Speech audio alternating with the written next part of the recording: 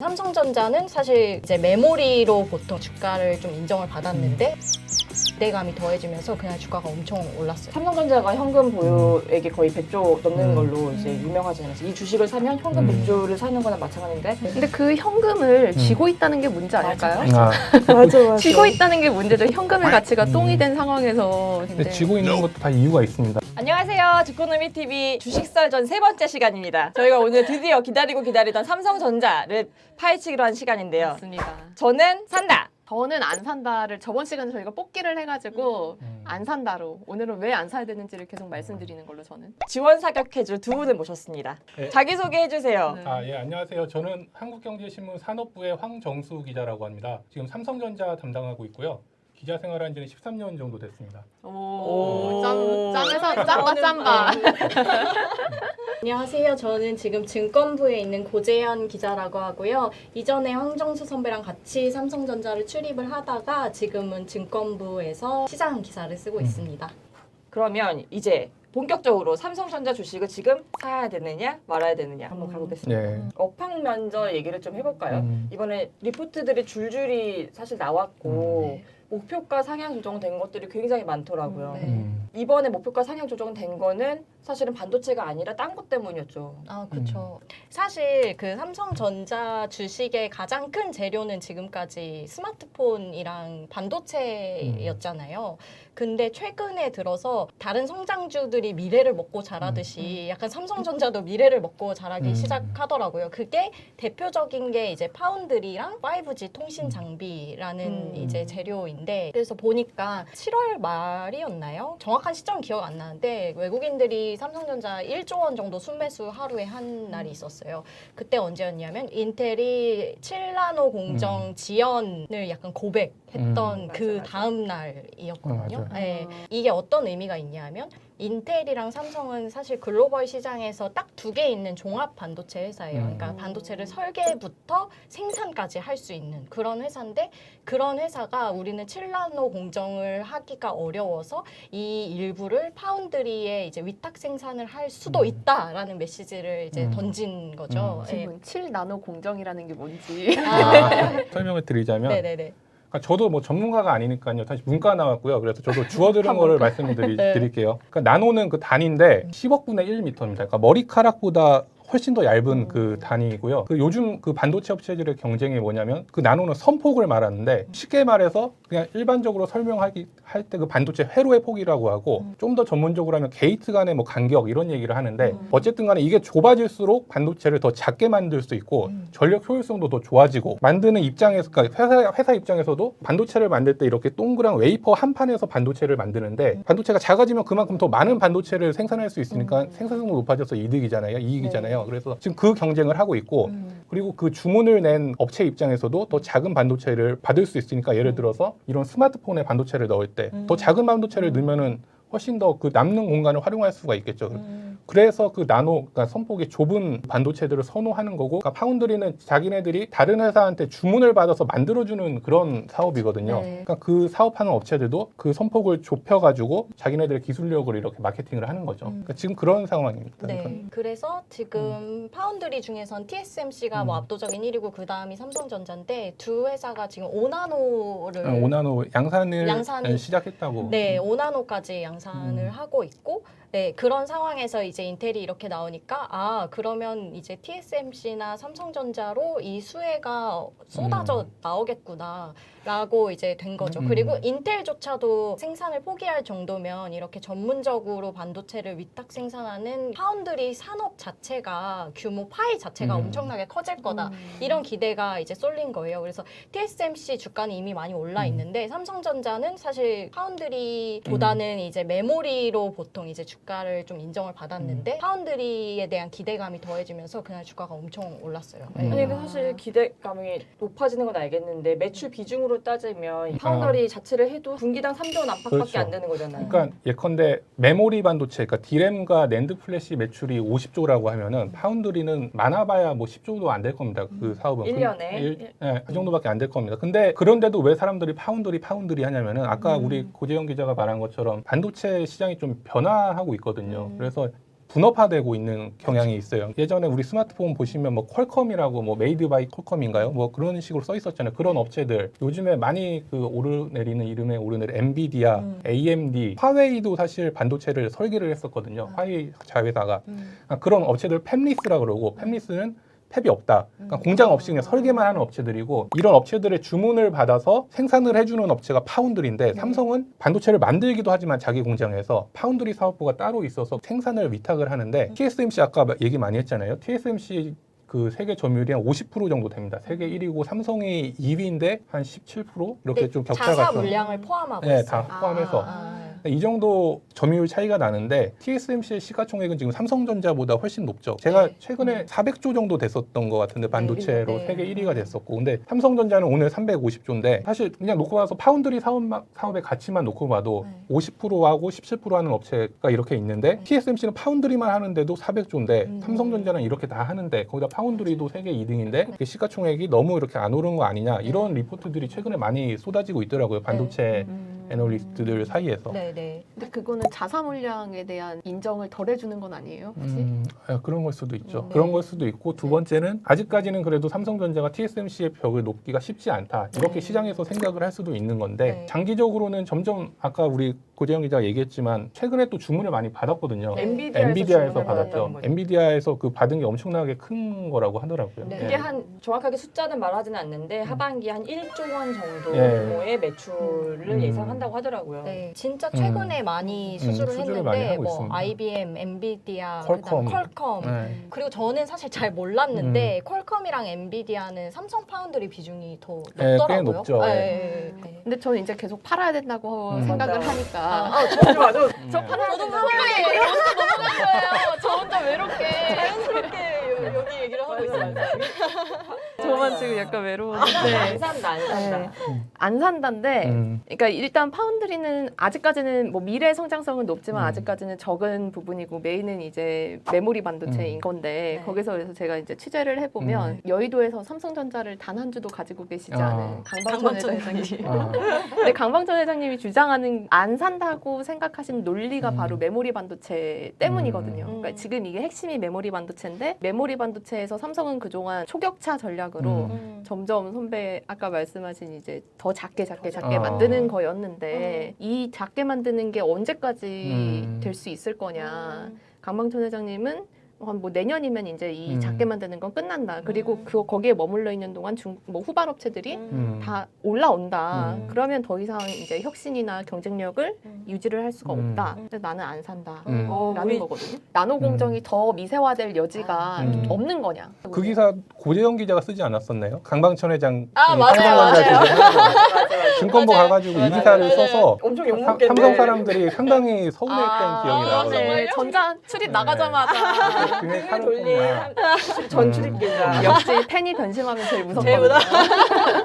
저도 사실 강방천 회장님 인터뷰도 했었고 알아요. 그분 정말 훌륭한 펀드 매니저시고 좋은 인사이트 있으신 분이라고 생각을 하는데 네. 제가 이렇게 뭐라고 말씀을 드리기 어려워서 그 삼성전자 그 DS 부분에 있는 분한테 여쭤봤어요. 주식 시장에서 이렇게 말씀을 하시는 분이 계신데 삼성전자 질문을 받았다면 어떻게 반박을 할 거냐.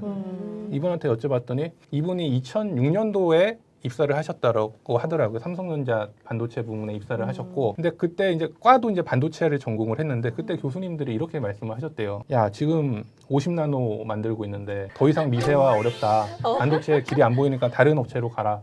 이렇게 말씀하셨다고 하더라고요. 지금이 10나노 지금 아까 말한 것처럼 파운드리는 5나노를 하고 있고 디램은 10나노대에서 그 업체들이 또 숫자 갖고 경쟁을 하기 싫어서 1X, 1Y, 1G, 1A 뭐 이런 식으로 근데 붙이는 그게 뭐 1세대 10나노, 뭐 2세대 네네. 10나노, 3세대 10나노 뭐 그러니까 이런 지금 식으로. 하이닉스랑 삼성이 또 그거 갖고 경쟁을 하는데 누가 뭐 13나노 이렇게 발표해버리면 얘네가 뒤에 뭐 15나노 하면 좀 약간 그런 게 있잖아요. 그래서 그렇죠. 그냥 자기들끼리 합의를 했는지 모르겠지만 1A, 뭐 1X 뭐 이런 식으로 하는데 지금 양산이 아마 삼성전자가 1G 나노 네. 디램을 아마 한다고 발표를 했을 최근에 거예요. 발표했죠. 그럼 네. 그게 제로까지 가면 이제 더 이상의 혁신은 네. 없는 거예요. 근데 왜 지금 그 파운드리는 5나노, 7나노고 디램은 10나노대 있느냐? 디램을 더 만드는 게 쉽지가 않다고 하더라고요.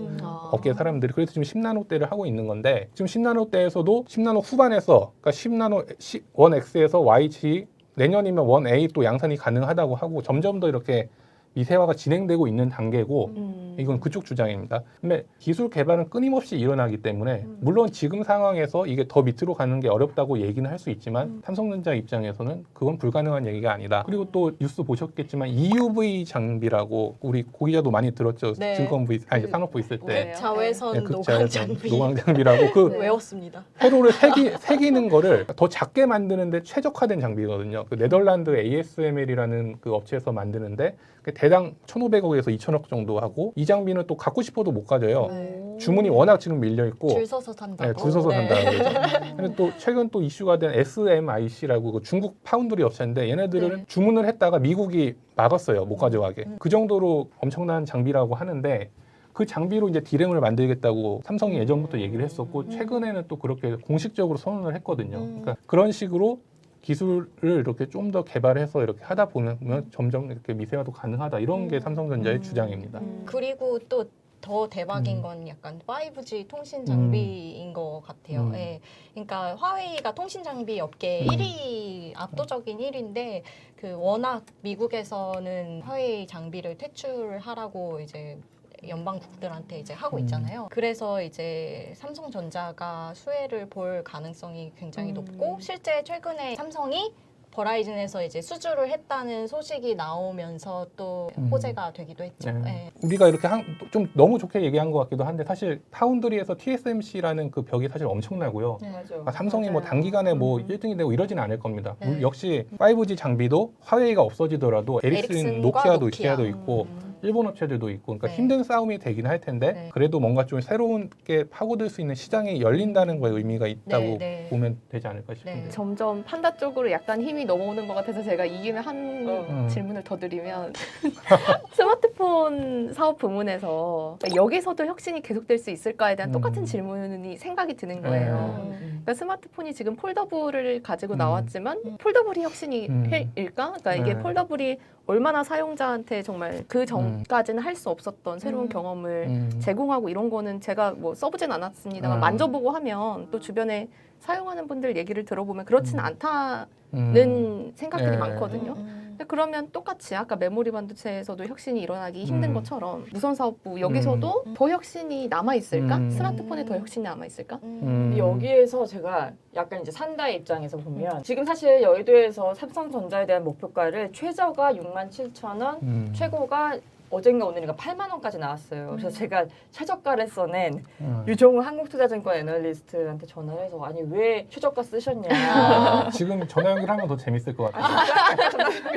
최저가 취재. 지금 당장 최저가를 낸 이유를 말해달라 했더니 제가 딱 보고서 스마트폰에서 매출 추정은 비슷하게 했는데 영업 마진을 본인이 생각한 것보다 시장이 지금 더 높게 평가하는 것 같다. 이 얘기를 하는 거예요. 그래서 영업 마진이라는 게 결국에는 그 마케팅 비용 같은 건데 이 마케팅 그런 걸 비용을 줄이는 얼마나 거죠. 쓰는지를 예상하기 좀 예상은 힘들다는 어렵죠. 거죠. 근데 알고 보니까 이번에 그러니까 코로나 국면에서 의외로 마케팅 비용 안 안 쓴 썼어요. 거예요. 안 썼어요. 네. 네. 그리고 맞아요. 유럽에서는 온라인으로 핸드폰을 사고 나중에 통신사 가서 칩을 끼는 이런 방식인데 네. 온라인에서 직접 판매하는 네. 요게 좀 커졌다고 하는 거예요. 네. 그렇죠. 그러니까 얼마 전에 저도 L 그룹에 있는 분을 만났는데, LG?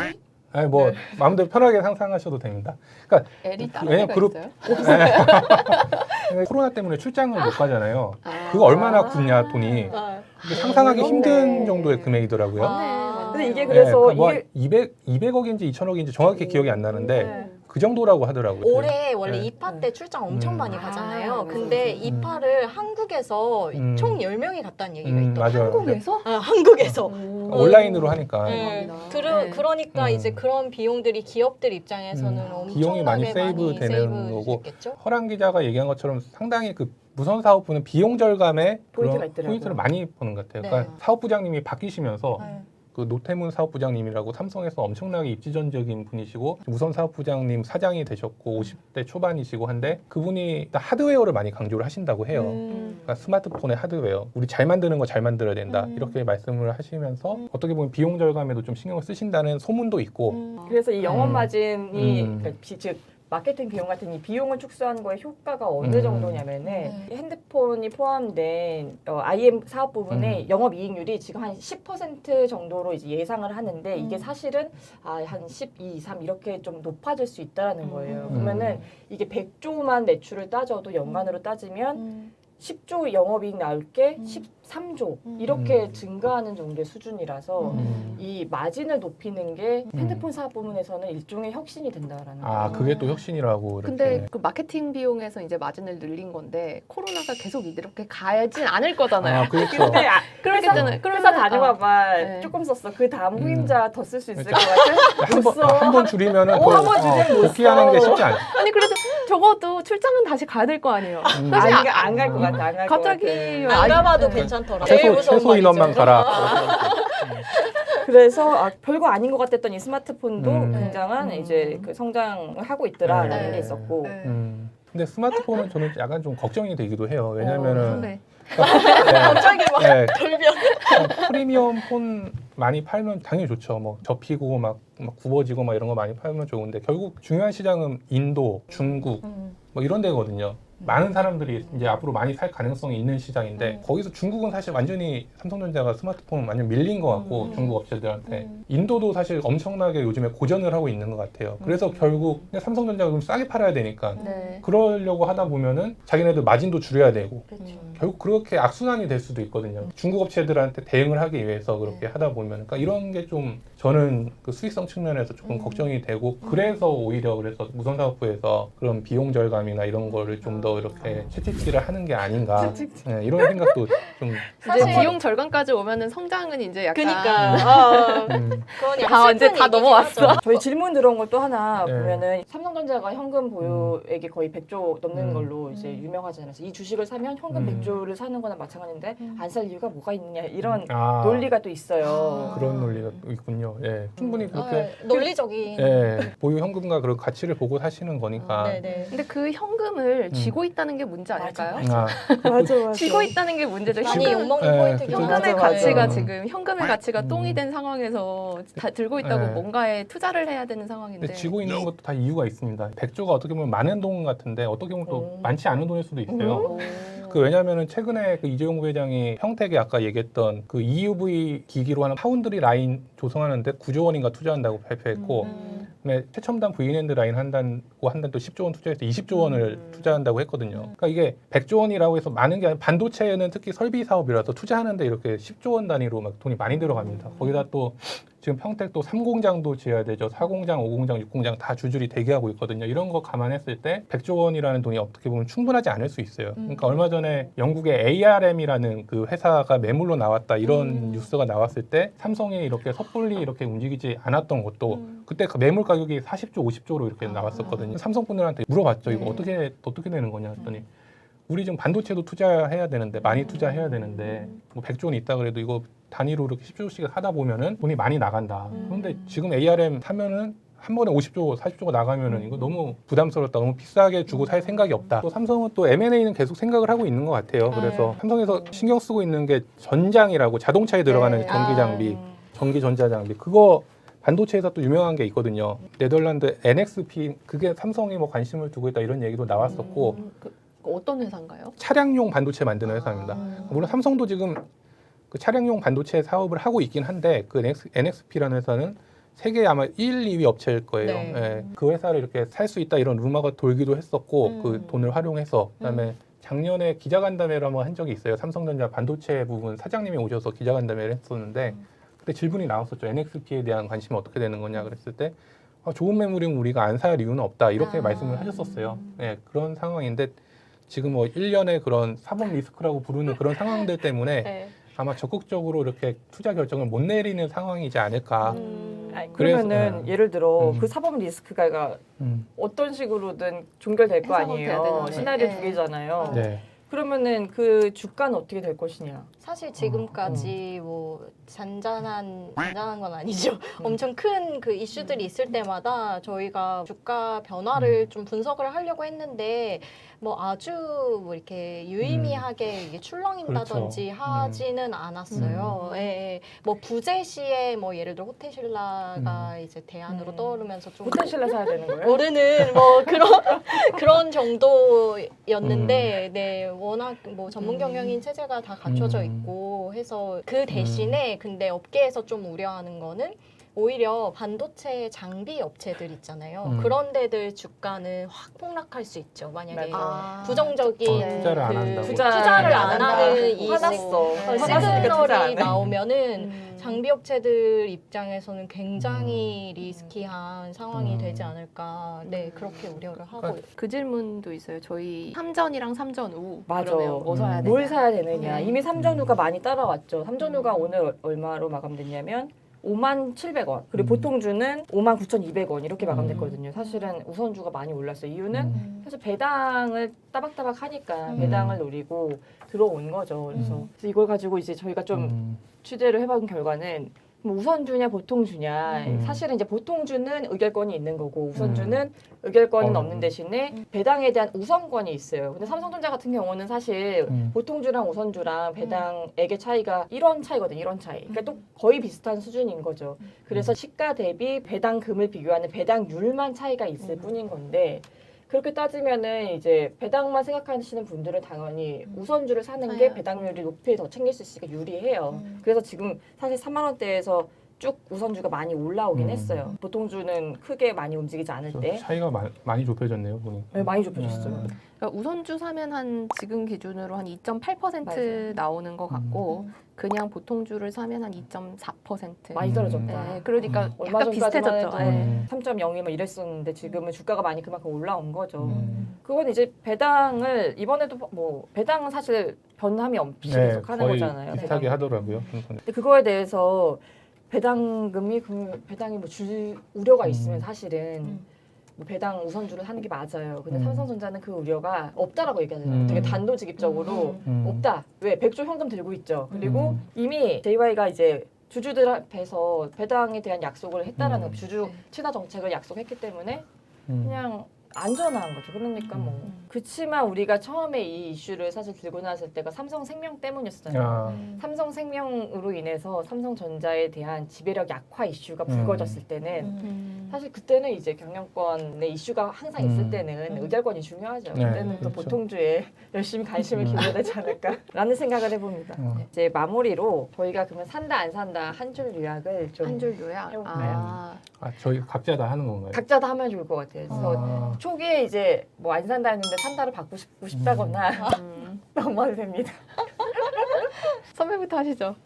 포트폴리오의 규제. 그러니까 포트폴리오가 사실은 이렇게 사업이 다각화돼 있었기 때문에 뭐 반도체 업황이 안 좋음에도 불구하고 또 핸드폰에서도 또 이렇게 영업 마진 올리는 식으로 좋아졌고 그리고 또 이제 성장주 투자하시는 분들이 사실 싫어하는 게 삼성전자 주식이잖아요. 너무 무겁다, 매력 없다. 그런 와중에 이제 막 파운더리랑 네트워크 사업으로 이렇게 군부를 떼는 이런 포트폴리오가 이렇게 다변화된 게 최대의 강점이지 않을까. 그래서 산다. 저도 산다에 가까운데 단순히 뭐 단기간에 몇 프로를 뭐 먹어야겠다 이러면은 저는 삼성전자는 좀 아닌 것 같고 중장기적으로 보고 마치 이제 삼성전자를 삼으로써 한국 경제의 성장에 대해서 믿음이 있으신 분들, 5G 뭐 이런 파운드리 사업에 대한 믿음이 있으신 분들은 좀 중장기적으로 보고 사 놓으셔도 크게 무리는 없지 않을까 이런 생각이 듭니다. 오늘의 한마디. 저는 첫 주식을 산다면 삼성전자를 산다. 오. 네. 오. 말씀하신 거 비슷해요. 저희가 사실 PDR이라는 개념을 처음으로 그렇죠. 얘기를 했는데 프리라이스 드림 드림 레이쇼. 레이쇼. 상당히 네. 이슈가 됐던 것 같아요. 네. PDR이라는 개념이. 깨알 홍보를 네, 하자면 저희 신문에서 제일 먼저 만든 말입니다. 네. 네. 근데 그거에 이제 숨어 있는 보석이 삼성전자라고 생각을 하고 그 여의도에 되게 대표적인 삼성전자 덕후이신 그 정성환 그 신한 네네네네. 파리바자 상용 음. 센터장님이 이제 하신 말씀인데 이게 좀 와닿더라고요. 2012년에 삼성전자 스마트폰이 대박이 뭐 나가지고 그때 주가가 막 2배씩 오르고 할 때 그때 이제 삼성이 평택이랑 시안에 반도체 공장 투자 발표를 했었대요. 그리고 나서 이제 그 실적이 반영된 게 2018년인 거죠. 이 사이클을 봤을 때 이제 작년에 부회장님이 뭐 비메모리 투자를 하고 뭐 1등을 하겠다 이렇게 발표를 했으니까 이 사이클이 한 2025년에는 또 다시 그때처럼 포텐이 터질 수 있다는 거예요. 그래서 핵심은 그거죠. 장기 투자해야 된다. 네. 지금 당장은 사실 성장주에 당연히 밀릴 수 있는데 장투한다면 그 지금 2배 가는 그 맛을 볼 수 있다. 네, 이렇게 생각합니다. 저는 안 산다. 안 산다는 컨셉인가요? 진짜인가요? 지금 뽑아서 어쩔 수 없어. 진짜예요. 저는 안 산다. 이거는 혁신에 대한 의문. 이렇게 정리할 수 있을 것 같아요. 그러니까 지금 메인인 메모리와 휴대폰에서 혁신에 앞으로 추가 혁신할 수 있을까? 혁신에 대한 의문. 이렇게 정리를 하겠습니다. 감사합니다. 묘하게 또 일리가 있는 강력한 말이네요. 한방인 것 같아요. 그리고 저희 했으면 하는 종목 있으면 또 네. 댓글 남겨주시고 알려주시고. 그러면은 다음 시간에 저희 또 인사드리도록 하겠습니다. 감사합니다. 고맙습니다.